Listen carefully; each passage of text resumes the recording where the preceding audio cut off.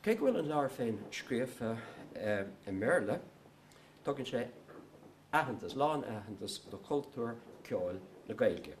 Tá na háránna seo, tá na ceoltóirín seo, tá na fear gaiachtas na mná-gaiachta an seo, agus is féidir teacht suasló agus léamh bhuatha. De heisme bhíos I seola rud eile inné is I seola dlú iasca CD de chuid Gaelin. Ceann nua ar an grás anam dó agus bhí seanna ceoltóirí aránathe mná tá agus iad beagnach go léir ag canna le tionlachan piano nó le tionlachan critter, rud atá gearthamach an seannos. Ach chuir sin na léorm go bhfuil sa Gaeilge, go bhfuil seomraí áirithe, go bhfuil tradiisiún agad héanacha. Sin tradiisiún aránathe ilte, clásicach, le tionlachan piano, téann sé sin siar thar a céad blianan is.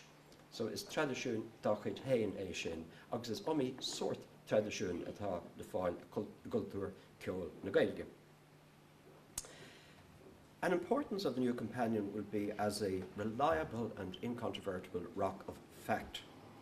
We're in a new age of enlightenment in Irish traditional music now, as thousands of obscure sources become increasingly available in digitized forms on the internet and in the archive. We're contributing to that tsunami of information and digitized materials.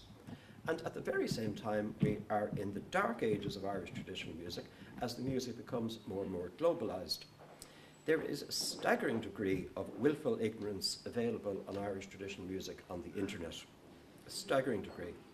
People who never heard of the music one week will set themselves up as commentators and even as gurus about a week later, never with a twinge of conscience.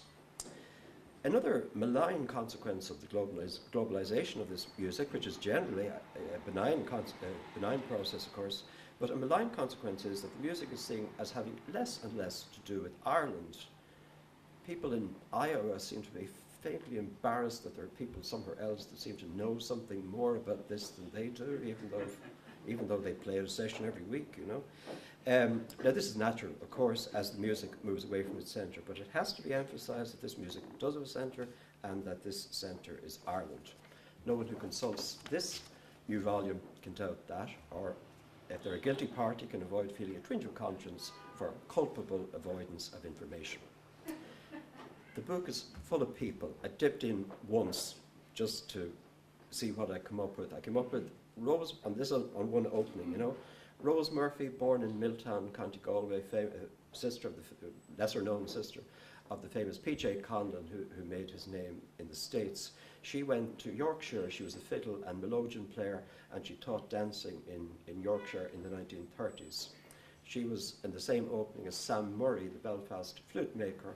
Some of you may play his instruments, certainly. They're very widely played in Irish traditional music now.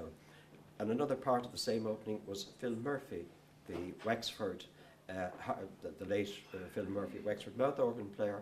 A festival is held annually in his memory in Carrigan-Bannow, County Wexford, organised by his sons. On the same opening was Musical Traditions Internet magazine, a wonderful resource which holds a great deal of Irish traditional information and material. And finally on the same opening were the 9 muses, who frequently figure in Irish traditional song as inspirers of the tradition.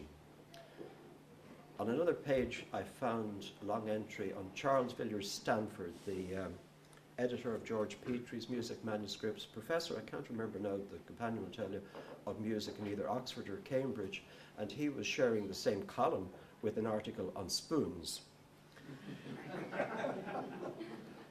Myself and Thurlock Carolan shared the same opening, although inexplicably he gets superior billing. And last person I'll mention is our late friend Murish O'Rochain, whose entry will now have to be updated because, of course, he was alive when it went to press. And it seemed to me that Murish almost symbolised the openness and the comprehensiveness, the fáilte of this, the fuirim chuimseach of this volume. Everything is here. All human life in Irish traditional music is here. A few last things. The first edition of the Companion appeared in 1999. It was quite a while away now. When Fintan discussed it with me in the mid-1990s, my immediate reaction, which I followed up on, was to pedal as fast and furiously as I could in the opposite direction. Not that I didn't think it needed to be done. I knew it needed to be done, especially from people who are coming to the archive. Not that I doubted he could do it. I had no worries on that score. But the ambition of it frightened me. I knew that if I got involved with it in any serious way, I would be sucked into a black hole and might be thrown up on a distant shore in 2 or 3 years' time.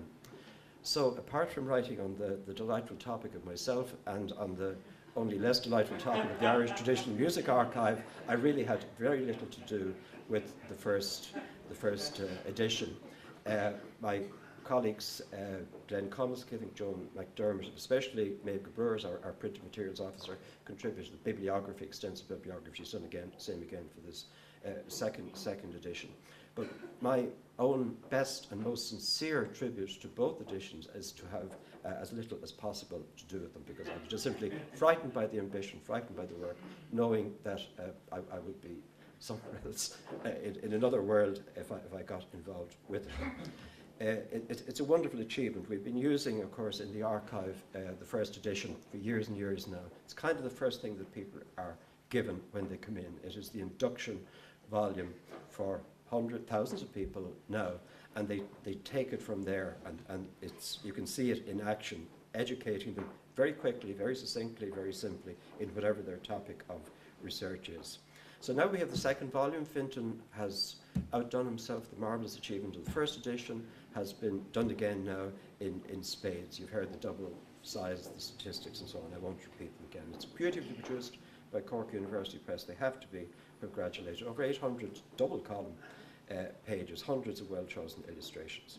Nor is Fintan finished. I remember being at a concert at the RDS with him in the 90s, and after the concert he had a laptop, which was a thing of wonder then anyway, and when he had written his review on the laptop as I was waiting, he then took a cable and plugged it into the wall and assured me it was going to turn up in Delir Street within seconds, and sure enough it was in the paper the next day.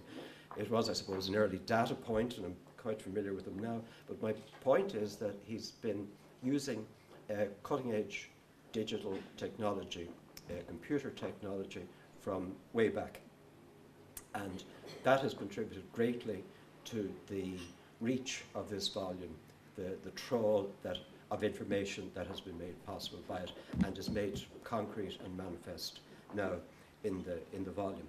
There is already a website, I'm sure Fintan will tell you more about it now, companion.ai. Gives all the headings, gives all the subject headings, gives wordage and that. And I don't doubt that in the future there will be a full online electronic version of this. I was going to finish by sort of holding the volume aloft and suggesting we all gaze on it and have a minute's silence, but knowing the crowd, I don't think we'd get half a minute's silence. So I'll just simply congratulate everyone involved, especially all the unknown soldiers who sat down with a blank sheet of paper on the kitchen table months ago, or years ago even, or the people who sat down at a blank computer screen years ago and wrote and forced out words about whatever their assigned topic was. They're all contributors here, as well as the sub-editors and the chief editor. So congratulations, we have to salute them.